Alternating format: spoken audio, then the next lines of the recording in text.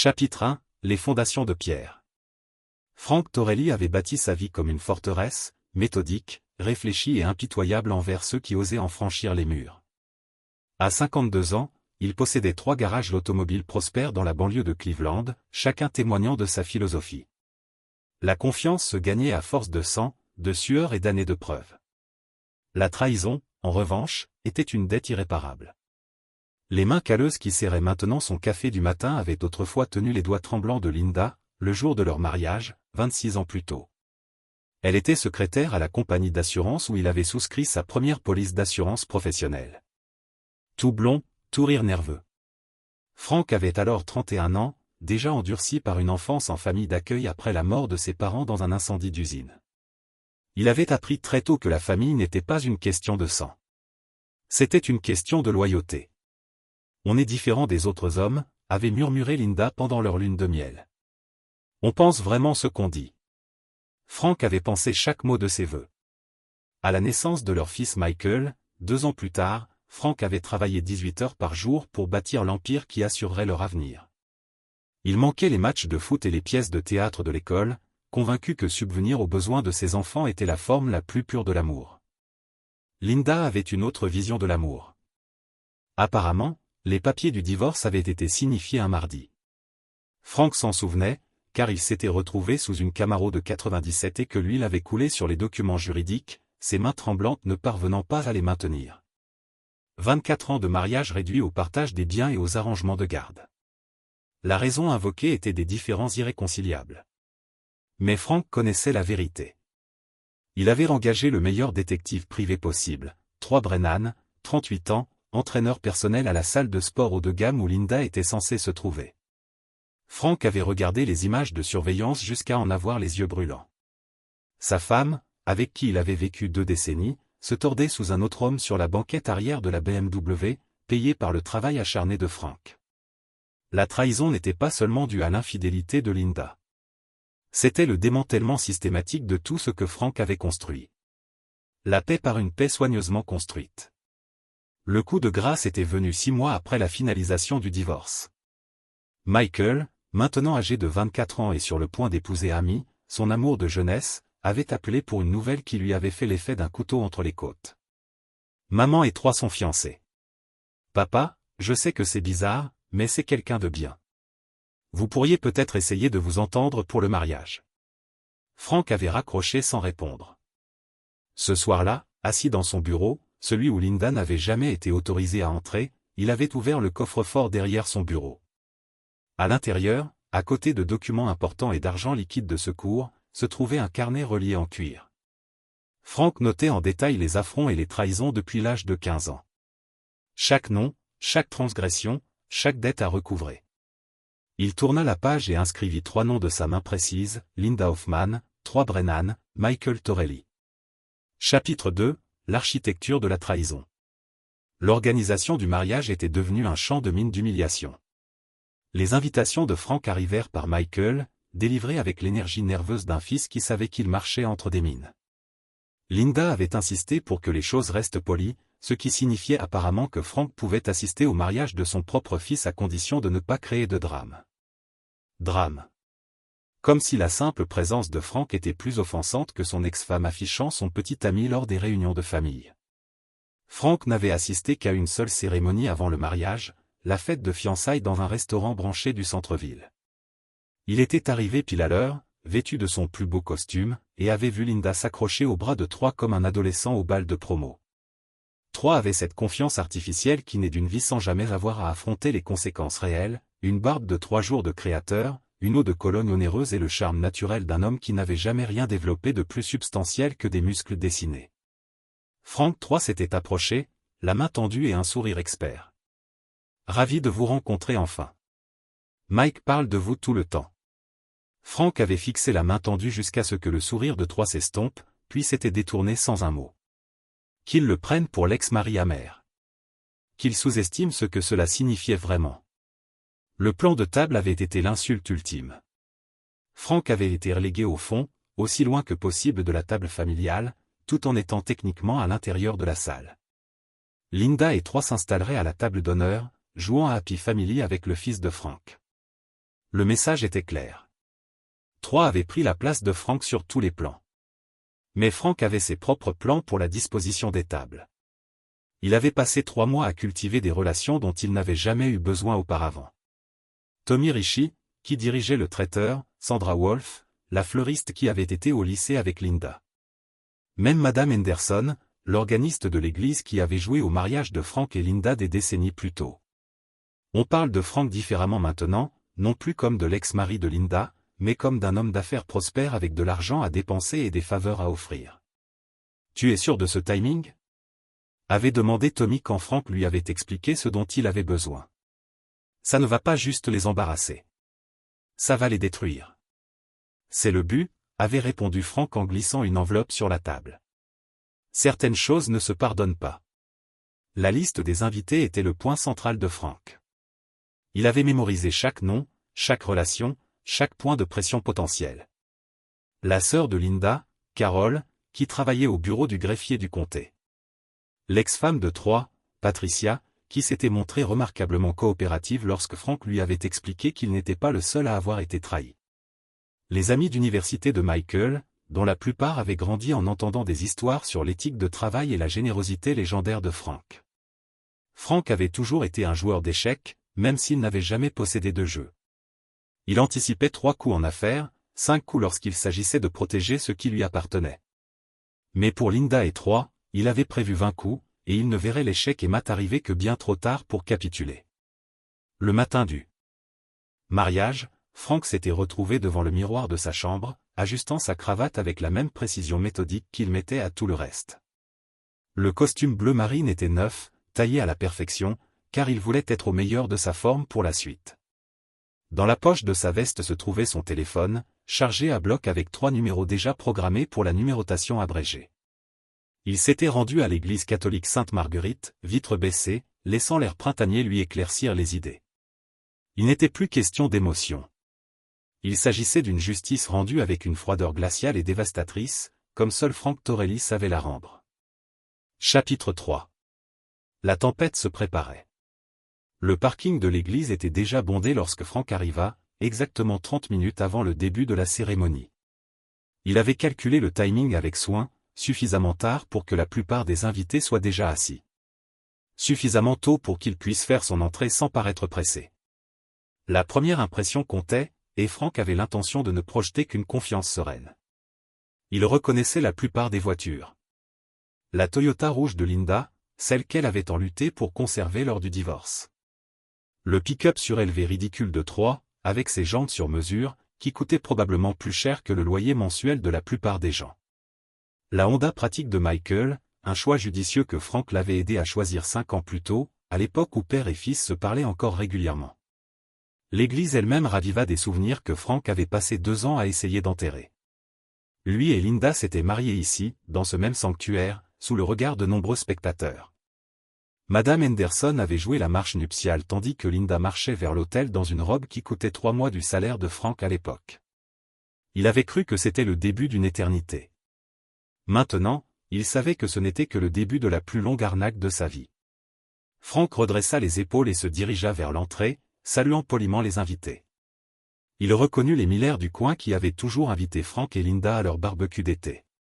Les Kowalski, dont le fils avait joué en ligue mineure avec Michael.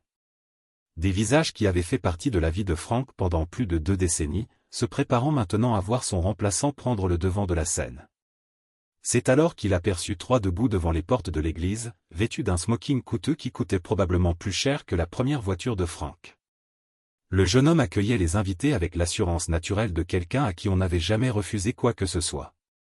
Lorsque Troy aperçut Frank approcher, son expression prit une tournure qui pouvait être amusée. « Tiens, dit Troy en se plaçant directement sur le chemin de Frank. Regardez qui a finalement décidé de venir. » Frank s'arrêta et observa Troy attentivement. De près, il pouvait distinguer les petites imperfections que des soins coûteux tentaient de masquer. Les pas de doigts autour de ses yeux, la légère douceur autour de sa mâchoire qui suggérait que son physique parfait comme au gymnase commençait à exiger plus d'efforts qu'avant. C'était un homme approchant la quarantaine, qui vivait encore comme s'il en avait 25. « Je suis là pour le mariage de mon fils, dit Frank doucement. Le sourire de Troy s'élargit, révélant des dents un peu trop blanches, trop parfaites. Voilà le problème, Frank. Mike m'a expressément demandé de gérer les situations qui pourraient survenir aujourd'hui, et honnêtement, il ne veut pas de son bon à rien de pair ici. Tu es une honte. Ces mots restèrent en suspens entre eux comme un défi. Frank sentit les autres invités commencer à remarquer la confrontation, les conversations s'interrompant lorsque les gens se retournèrent pour regarder. C'était exactement ce que Troy voulait, une scène publique qui dépeindrait Frank comme l'ex-mari amer qui n'arrivait pas à accepter sa nouvelle réalité. Frank fouilla dans la poche de sa veste et en sortit son téléphone. Le regard de Troy se posa sur l'appareil, s'attendant probablement à ce que Frank appelle quelqu'un pour se plaindre ou implorer une intervention. Au lieu de cela, Frank parcourut ses contacts avec une lenteur délibérée, trouva le premier numéro qu'il cherchait et appuya sur « Appeler ». « Tony, c'est Frank. »« Ouais, c'est l'heure. » Il raccrocha et regarda Troy, dont le sourire narquois s'était légèrement estompé. Qu'est-ce que c'était que ça? Frank ne répondit pas. Il se retourna simplement et retourna vers sa voiture, ignorant les questions de plus en plus agitées de Troy derrière lui. D'autres invités commençaient à chuchoter, la confusion gagnant la foule qui essayait de comprendre ce qu'ils venaient d'observer. Frank s'éloigna exactement de 4 pâtés de maison et se gara sur le parking d'un restaurant fermé pour rénovation depuis Noël. De là, il avait une vue dégagée sur le clocher de l'église et pouvait surveiller la circulation. Il regarda sa montre. Plus que 12 minutes avant le début de la cérémonie. Son téléphone vibra, un SMS de Tommy Ricci. Colis livré. Le personnel est en place. Frank s'autorisa un petit sourire. Le premier domino était sur le point de tomber, et Troy venait de garantir qu'il se tiendrait juste en dessous. Certaines leçons ne s'apprennent pas avec des mots. Certaines personnes ne comprennent les conséquences que lorsqu'elles arrivent avec la force d'un train de marchandises. Il se cala dans son siège et attendit que la musique s'arrête. Chapitre 4. Le coup de fil qui changea tout. Frank observa dans son rétroviseur les derniers retardataires se précipiter vers Saint-Margaret. La cérémonie aurait dû commencer, mais il voyait les invités encore s'affairer dehors, consultant leur téléphone, l'air perplexe. La musique d'orgue de Madame Henderson résonna sur le parking, la même qu'elle avait joué pour d'innombrables mariages au cours de ses 40 ans de carrière. Son téléphone sonna. L'afficheur affichait le numéro de Michael. « Papa ». La voix de son fils était tendue, à peine audible dans le bruit de fond. « Que as-tu fait » Frank s'était demandé si ce moment serait différent, si un instinct paternel le ferait regretter ce qui allait arriver. Au lieu de cela, il n'éprouvait que la froide satisfaction d'un plan qui se déroulait exactement comme prévu. « J'ai passé un coup de fil », dit simplement Frank. « L'inspecteur sanitaire est là. Toute la réception est fermée. Les traiteurs sont en train de tout ranger. Ami pleure et maman est en pleine crise. Que se passe-t-il donc ?» Frank savait que cet appel arriverait. Il s'y était préparé, avait répété, anticipé chaque mot que Michael pourrait dire et chaque manipulation émotionnelle que Linda lui avait probablement apprise. Mais entendre la voix de son fils se briser sous le coup du désespoir l'a quand même frappé plus fort que prévu. Le petit ami de ta mère m'a clairement fait comprendre que je n'étais pas le bienvenu au mariage de mon propre fils, a dit Frank. Alors, j'ai décidé de partir, mais j'ai emporté ma contribution. Quelle contribution? Papa, tu parles par énigme. Dis-moi juste ce que tu as fait pour qu'on puisse arranger ça. Frank faillit rire. Arrange ça. Comme si 26 ans de mariage et 2 ans de trahison pouvaient être réparés par un coup de fil et des excuses. Comme si l'humiliation d'avoir été exclu du mariage de son fils par l'homme qui a détruit sa famille pouvait être balayée sous le tapis pour le bien de tous, de veiller au confort de chacun. J'ai financé ta réception, Michael. Tout. Le traiteur, les fleurs, le photographe, le groupe. Ta mère pensait que Troy payait tout. Mais chaque facture m'était adressée directement. Et quand on me dit que je ne suis pas le bienvenu, je prends mon argent et je rentre chez moi. Le silence à l'autre bout du fil dura près de 30 secondes. Frank entendit Amy pleurer en arrière-plan et la voix de Linda s'élever, comme paniquée. Troy criait quelque chose à propos d'avocats et de procès. Tu mens, finit par dire Michael. Maman me l'aurait dit si tu payais tout. Ta mère ne sait pas. Elle pense que son chevalier en armure brillante gère tout comme le grand homme qu'il prétend être. Vérifie auprès des fournisseurs. Son fils leur a demandé qui avait signé les chèques. Frank a raccroché et a immédiatement composé le deuxième numéro de sa liste. Patricia, c'est Frank Torelli. Place à la phase 2. Chapitre 5. La chute du domino. La cérémonie de mariage n'a jamais eu lieu. Frank l'a appris de son poste sur le parking du restaurant, il observait ses invités sortir de Saint-Margaret, l'un après l'autre, l'air confus et les conversations animées. Certains consultaient leur téléphone. D'autres étaient rassemblés en petits groupes, de plus en plus agités à mesure que le temps passait. À travers ses jumelles, il pouvait voir trois s'agiter frénétiquement vers quelqu'un. Probablement le coordinateur du mariage qui tentait d'expliquer la disparition soudaine de la moitié des prestataires. Son téléphone vibrait, alimenté par les nouvelles de ses alliés soigneusement positionnés. Tommy Ricci avait rappelé l'équipe de restauration, invoquant des problèmes de sécurité alimentaire nécessitant une réinspection complète des services de santé.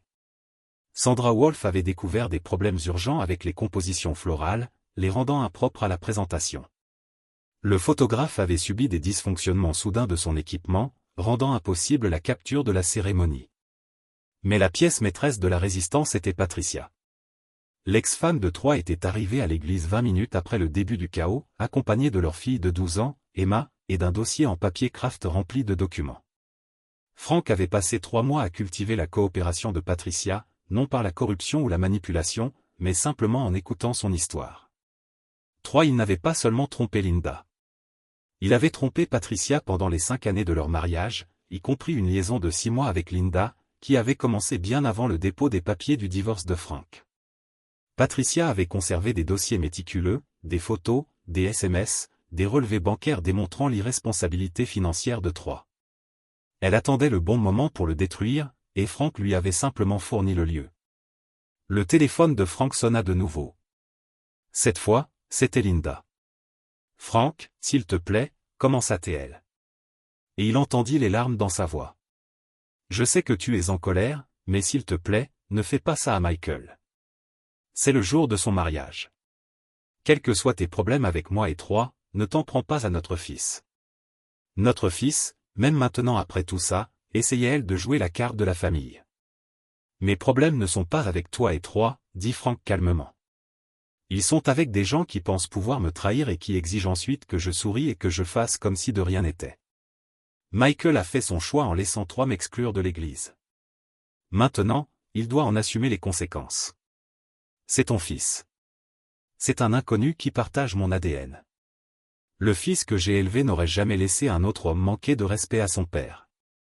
Le fils que j'ai élevé aurait honoré les sacrifices que j'ai faits pour lui offrir une vie meilleure. Ce fils est mort le jour où il a préféré la partenaire de sa mère à l'homme qui avait bâti tout ce dont il avait toujours profité. Linda sanglotait maintenant.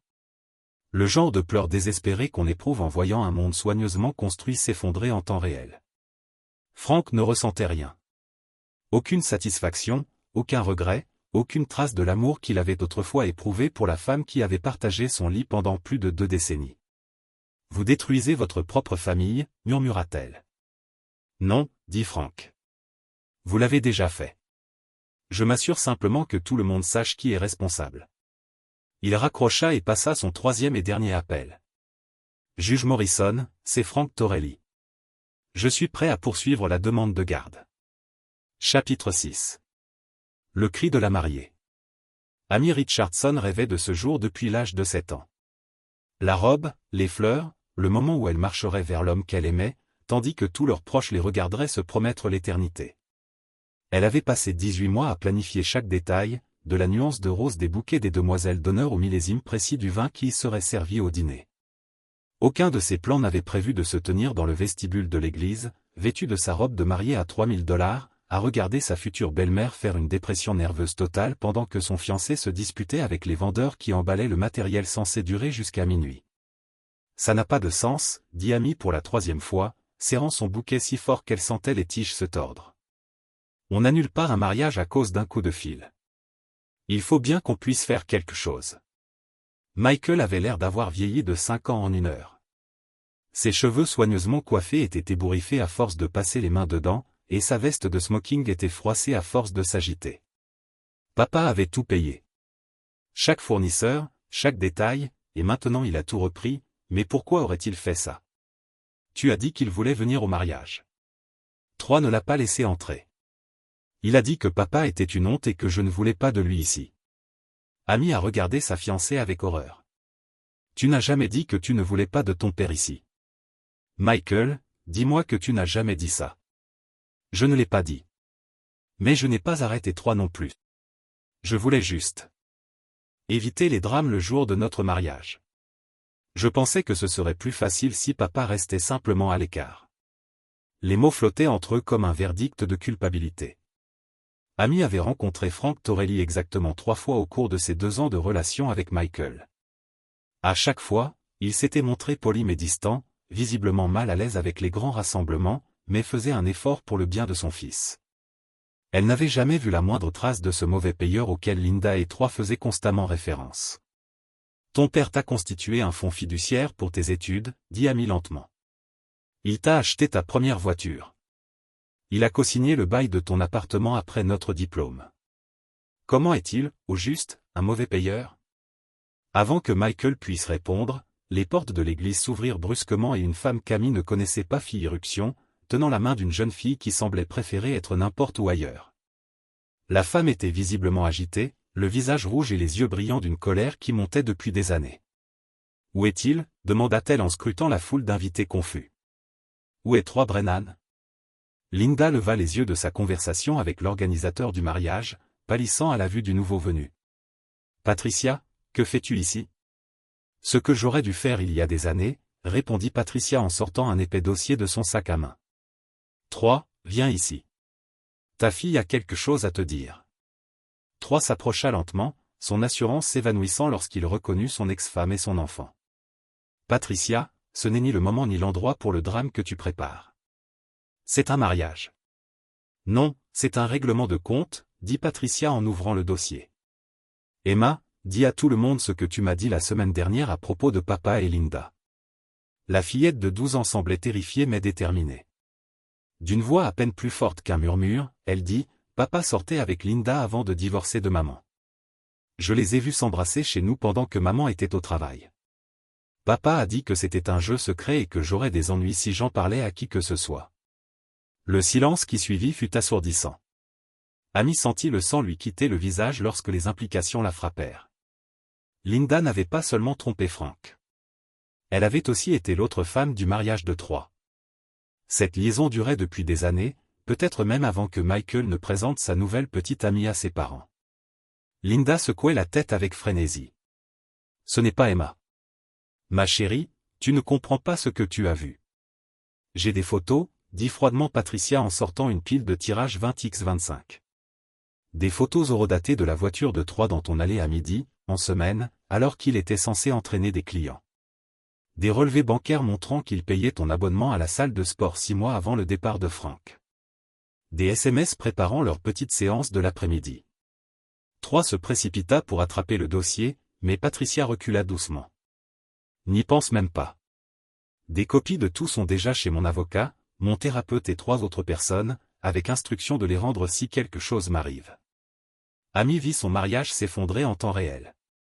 Les invités murmuraient entre eux, les téléphones portables apparaissaient tandis que les gens commençaient à envoyer des SMS et des appels pour donner des nouvelles de ce qui allait devenir l'événement le plus scandaleux de l'histoire récente de Saint-Margaret. Sa cérémonie soigneusement planifiée était devenue une exécution publique, et elle se tenait au milieu de tout cela, dans une robe plus chère que sa voiture. C'est alors qu'elle se mit à hurler. Chapitre 7. Le jugement. Les cris d'Amy résonnèrent dans le sanctuaire de Sainte-Marguerite. Un son si rauque et dévastateur que même les invités les plus expérimentés n'avaient jamais rien entendu de tel. Ce n'était pas seulement de la déception ou de la frustration. C'était le son de quelqu'un qui regardait son avenir se désintégrer en temps réel, et cela donna des frissons à toutes les personnes présentes. 2 ans, hurla-t-elle en arrachant son voile et en le jetant aux pieds de Michael. 2 ans que je prépare ce mariage pendant que ta famille me ment en face. Ta mère est une briseuse de ménage. Ton beau-père est un salaud infidèle, et tu es trop lâche pour défendre l'homme qui t'a tout donné. Michael tendit la main vers elle, mais Amy repoussa ses mains d'une tape. Ne me touche pas. Tu le savais, n'est-ce pas? Une partie de toi devait savoir que c'était ton père qui payait pour tout. Tu m'as laissé croire que nous construisions quelque chose de réel alors que tu ne faisais que participer à leur jeu malsain. L'église était devenue un champ de bataille. Linda sanglotait sans retenue, son maquillage soigneusement appliqué coulant sur ses joues en filets sombres. Trois se disputaient avec Patricia sur un ton de plus en plus agressif. Leur voix résonnait dans le sanctuaire tandis qu'Emma, 12 ans, regardait son père révéler sa véritable nature à une salle remplie d'inconnus. Le plan soigneusement orchestré de Frank avait créé exactement le chaos escompté. Mais même lui n'avait pas anticipé les dommages collatéraux. Amy n'était pas une simple spectatrice innocente. Elle était la victime d'une guerre dont elle ignorait l'existence. Mais Frank n'avait jamais été sensible aux pertes humaines. Son téléphone vibra, un message du juge Morrison lui parvint. L'audience pour la garde des enfants était reportée à lundi. La requête d'urgence fut approuvée. Frank sourit sombrement en lisant le message. Le témoignage de Patricia sur le comportement inapproprié de Troy envers Emma, combiné aux preuves de son irresponsabilité financière et au spectacle public qu'il avait créé au mariage de sa propre belle-fille, rendrait les arguments de Frank pour la garde d'enfants d'urgence étonnamment solides. Troy était sur le point de perdre bien plus que sa réputation. Le parking se vidait, les invités fuyant les lieux, la plupart appelant probablement leurs proches pour partager l'histoire la plus dramatique qu'ils aient vue depuis des années. Frank pouvait apercevoir Amy à travers les fenêtres de l'église, toujours en robe de mariée, mais assise seule sur un banc, tandis que Michael tentait de l'approcher.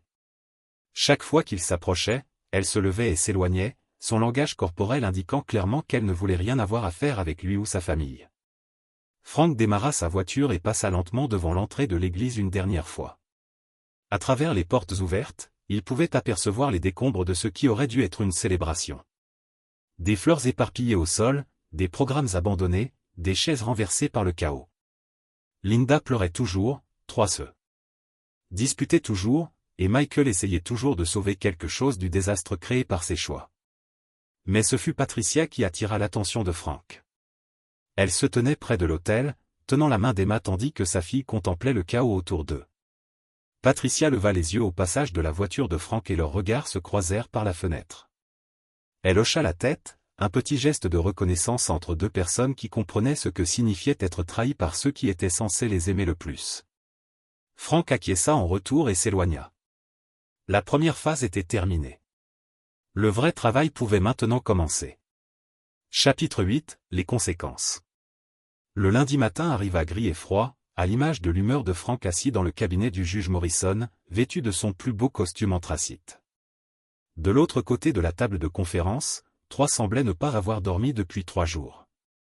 Son apparence habituellement impeccable était débraillée, sa chemise froissée, et des cernes sous ses yeux suggéraient qu'il avait passé le week-end à gérer les conséquences du désastre de samedi.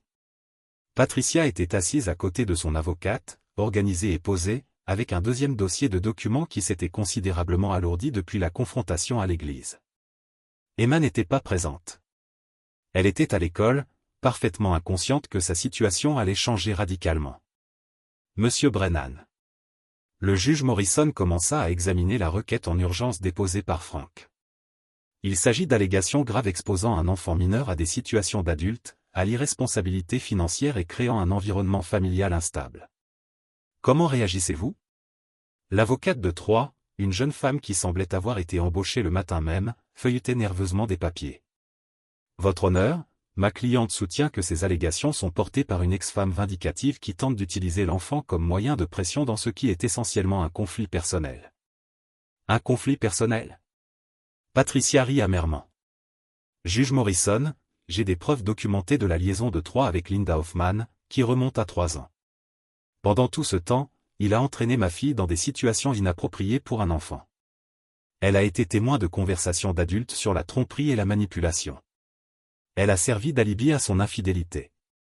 Frank observait attentivement le visage de Troy pendant que Patricia parlait. Le jeune homme avait la mâchoire serrée, les poings serrés sur la table. C'était un homme habitué à user de charme pour se soustraire aux conséquences, mais le charme ne fonctionnait pas devant un tribunal aux affaires familiales face à des preuves aussi accablantes. De plus, poursuivit Patricia, les dossiers financiers de Troy révèlent une tendance aux dépenses irresponsables et à l'accumulation de dettes. Le camion qu'il conduit a des mensualités qu'il ne peut pas payer. L'appartement qu'il partage avec mademoiselle Hoffman est au-dessus de ses moyens. Il vit au-dessus de ses revenus depuis des années. Et maintenant que sa principale source de revenus, la générosité de M. Twelly envers son ex-femme, a été coupée, il ne pourra plus assurer la stabilité de base à Emma. Le juge Morrison se tourna vers Frank. Monsieur Twelly, vous demandez la garde d'urgence d'un enfant qui n'a aucun lien biologique avec vous. Expliquez-nous votre intérêt pour cette affaire. Frank s'était préparé à cette question, mais la réponse qu'il donnait lui semblait tout de même étrange. Votre honneur, Emma Brennan fait partie de ma famille élargie depuis que son père a commencé sa relation avec mon ex-femme. J'ai été présent à ses réunions de famille, à ses fêtes et aux événements importants de sa vie. Je l'ai aussi soutenue financièrement par inadvertance grâce à mes contributions au foyer où elle vit. Mais votre motivation première est de vous venger de M. Brennan pour son rôle dans votre divorce. Frank a regardé le juge droit dans les yeux. Ma motivation première est de protéger un enfant d'un environnement instable créé par des adultes qui font passer leurs propres désirs avant le bien-être des autres. Emma est prise au piège des mauvais choix de son père depuis des années. Elle mérite mieux. Ce n'était pas entièrement un mensonge. Frank s'était attaché à Emma au cours des interactions familiales forcées des 2 dernières années. Elle était calme et observatrice, visiblement intelligente, et visiblement mal à l'aise avec la tension entre les adultes qui l'entouraient. Elle lui rappelait lui-même à cet âge, vigilant, prudent, apprenant très tôt que ceux qui étaient censés vous protéger avaient parfois d'autres priorités. 3 a finalement pris la parole, la voix tendue par le désespoir. C'est insensé. Vous ne pouvez pas confier la garde de ma fille à l'ex-mari de mon ex-femme. Emma ne le connaît même pas si bien que ça. Emma me connaît suffisamment pour parler à sa mère de votre comportement inapproprié, dit calmement Frank. Elle documente vos mensonges depuis des années. Elle ignorait simplement qu'elle montait un dossier contre vous. La juge Morrison examina les dossiers pendant plusieurs minutes avant de rendre sa décision. Monsieur Brennan, au vu des preuves présentées et des témoignages recueillis, j'accorde la garde provisoire d'urgence à mademoiselle Patterson. Monsieur Torelli, votre demande de garde est rejetée. Mais j'approuve votre requête pour être l'avocat commis d'office d'Emma. Frank hocha la tête, satisfait. Il n'avait pas réellement souhaité la garde d'Emma. Cela aurait été trop compliqué et chronophage. Mais être son avocat lui donnerait la légitimité juridique pour surveiller le comportement futur de Troy et s'assurer que l'homme qui a détruit sa famille en subirait les conséquences pendant des années. Troy se leva si vite que sa chaise tomba en arrière. C'est. Vous ne pouvez pas m'enlever ma fille à cause du fantasme de vengeance d'un vieil homme amer. Monsieur Brennan, a déclaré le juge Morrison, votre comportement dans cette salle d'audience n'aide pas votre cas. Vous aurez des droits de visite supervisés tous les 2 week-ends, épinglant une évaluation complète de la garde dans 6 mois. Si vous pouvez démontrer la stabilité et la responsabilité pendant ce temps, nous allons revoir la disposition. Déménagement final. 2 week-ends consécutifs en raison des engagements de travail. A choisi sa propre commodité sur les besoins de sa fille. Au 4e mois, Emma avait cessé de demander quand papa venait visiter. Linda était retournée chez sa sœur à Akron. Le stress de la catastrophe de mariage et des problèmes juridiques de Troy avaient apparemment été trop pour leur romance épique. Frank avait entendu à travers des connaissances mutuelles qu'elle travaillait dans un magasin de détail à prix réduit et vivait au sous-sol de Carole. La femme qui avait exigé une fois des pensions alimentaires. Qui a presque mis en faillite les affaires de Frank faisait maintenant un salaire minimum et empruntant de l'argent pour l'épicerie. Michael n'avait jamais appelé à s'excuser. Amy avait retourné sa bague de fiançailles et est retournée chez ses parents à Cincinnati. Frank avait entendu dire qu'elle travaillait maintenant comme enseignante, construisant une vie tranquille avec quelqu'un qui appréciait probablement son honnêteté et sa loyauté. Il espérait avoir trouvé le bonheur que sa famille avait détruit pour elle. Mais Troy était le chef-d'œuvre de la vengeance de Frank. L'entreprise de formation personnelle s'était effondrée lorsque son abonnement au gymnase a été révoqué en raison d'une conduite inappropriée avec des clients féminines. Plainte qui avait été mystérieusement encouragée par des conseils anonymes sur son traitement des femmes. Son camion avait été reprise lorsqu'il n'a pas pu effectuer les paiements après avoir perdu sa principale source de revenus. Il avait été expulsé de 2 appartements différents et vivait actuellement dans un studio au-dessus d'un dépanneur dans les pires parties de la ville. Le téléphone de Frank sonna, interrompant ses pensées. Monsieur Telly, c'est l'officier Kim avec Cleveland PD. Nous avons 3 Brennan en détention. Il dit que vous garantirez sa caution. Frank a presque souri. Je suis désolé, officier, mais je ne connais pas 3 Brennan. Vous devez avoir le mauvais numéro. Monsieur, il a spécifiquement mentionné que vous voudriez l'aider à cause de sa fille, Emma. Emma Brennan est sous la garde de sa mère, Patricia. Si vous avez besoin d'une référence de personnage pour son père, je vous suggère d'appeler quelqu'un qui le connaît réellement. Je ne peux pas vous aider avec un étranger. Frank a raccroché et a fait une note dans son livre en cuir. Le comte 3 Brin enfermé. Ce soir-là, Frank s'est rendu chez Patricia pour l'enregistrement hebdomadaire d'Emma. Comme elle est avocat en justice, il était responsable de l'assurance de son bien-être et de la surveillance de son ajustement à sa nouvelle situation de vie. C'était un rôle qu'il a pris au sérieux, peut-être la seule chose véritablement altruiste qu'il avait faite au cours des 2 dernières années. Emma l'attendait dans le salon. Les devoirs répartis sur la table basse. À 13 ans, elle montrait déjà des signes de la femme qu'elle était devenue. Réfléchie, attentif et rafraîchissant honnête au sujet du monde adulte qui l'entoure. Comment était l'école cette semaine? Demanda Frank, s'installant sur la chaise en face d'elle. Bon. Je faisais à nouveau le rôle d'honneur. Elle lui a montré son bulletin, la fierté évidente dans sa voix. Maman dit que nous pouvons nous permettre des leçons de piano maintenant que nous ne payons plus les factures de papa. Frank hocha la tête avec approbation. Patricia avait utilisé les 6 derniers mois pour reconstruire sa vie méthode et responsable. A dit que les devoirs de mathématiques peuvent vous demander quelque chose. Emma elle-même avait gagné son respect par sa force silencieuse. Être la même chose. Je voulais m'assurer que votre père faisait face à des conséquences pour ses choix. Mais je voulais aussi m'assurer que vous étiez en sécurité et que vous avez eu la chance de grandir dans une maison où les gens tiennent leurs promesses. Emma hocha la tête solennellement comme si cela lui était parfaitement logique. Papa n'a jamais tenu ses promesses avant le divorce. Il allait toujours faire des choses la semaine prochaine ou quand les choses se sont installées mais la semaine prochaine n'est jamais venue. Certaines personnes sont comme ça. Frank a accepté. Ils font des promesses qu'ils n'ont jamais l'intention de tenir parce que c'est plus facile que d'être honnête sur ce qu'ils sont prêts à faire. Est-ce pour cela que vous ne pardonnez pas les gens? Parce qu'une fois qu'ils ont rompu une promesse, vous savez qu'ils recommenceront. Frank a regardé cet enfant remarquable qui avait émergé de l'épave de 2 familles brisées avec son intégrité intacte. Oui, dit-il simplement. C'est exactement pourquoi. Emma est retournée à ses devoirs, apparemment satisfait de sa réponse. Frank l'a regardé travailler encore quelques minutes avant de dire au revoir à Patricia et de rentrer chez elle. Sa maison était calme, propre et parfaitement organisée. Personne ne se présenterait de façon inattendue exigeant le pardon ou la compréhension. Personne ne lui demanderait de prétendre que la trahison n'était qu'un malentendu qui pourrait être corrigé avec le temps et les bonnes intentions. Il a construit exactement la vie qu'il voulait, celle où la loyauté a été récompensée et la trahison a été punie. Aucune exception. Frank a ouvert son cahier en cuir et a passé en revue les noms écrits là-bas au fil des ans. Certains avaient été résolus après le décès de la mort. D'autres étaient encore en attente de collecte. Sur la dernière page, il a écrit une nouvelle entrée. Le comte Frank Torelli équilibré. À l'extérieur, la neige commençait à tomber, couvrant Cleveland dans une couche blanche propre qui cacherait toute la saleté et la décomposition jusqu'à ce que le printemps arrive pour le laver. Frank s'est fait dîner, a regardé les informations du soir et s'est couché en sachant que certaines d'être recueillies une fois sont restées collectées pour toujours. Son téléphone n'a jamais sonné avec des excuses qu'il n'accepterait pas de toute façon. C'est là que notre histoire touche à sa fin.